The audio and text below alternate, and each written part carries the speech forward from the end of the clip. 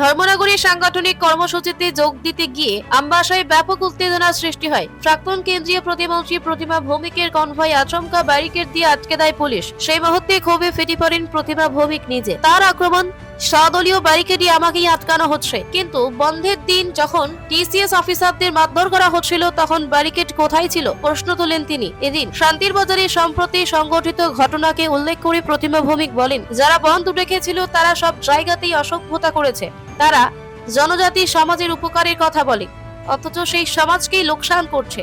তার প্রশ্ন, বন্ধের দিন তীব্রমাত্রার যখন পিকেটিং আটকানোর দরকার ছিল তখন কোথায় ছিলেন আপনারা? এখন আমি সাংগঠনিক কাজে যাচ্ছি, আমাকে আটকালেন কেন?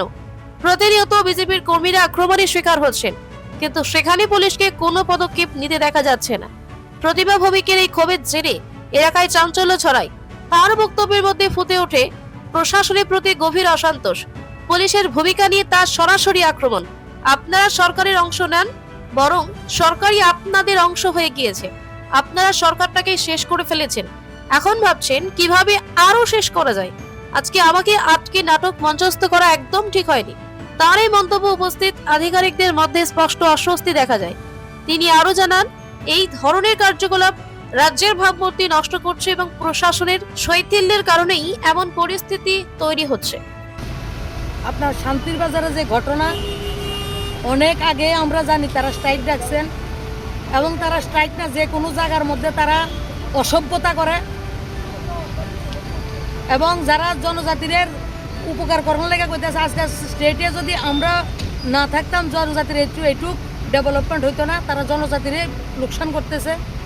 এবং বিশেষ করে যে যারা জাতি জনজাতি এইভাবে আমরা ভাগাভাগি করি না, যারা স্ট্রাইক ডাকছে তারা আমরা সবাই জানতাম, কিন্তু স্ট্রাইক ওই জায়গাতে যারা তারা ব্যারিকেড করছে না, তারা ব্যারিকেড করছে ভয়ে। সরকার আমার ব্যারিকেড আমারে করে, অদ্ভুত। আমি ধর্মনগর যাবো, আমার প্রোগ্রাম ধর্মনগর, আগামী দিন প্রোগ্রাম আছে, আমি আজকে যাবো। আমার কই এই ডর বহুত আচ্ছা লাগা। ব্যারিকেডটা লাগে মানুষ মারে কেমনে? কই আছিল আপনার barricade?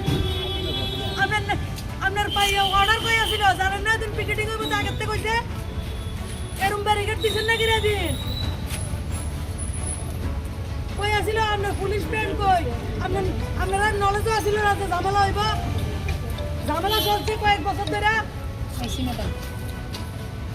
Bureau report, frontline Tripura.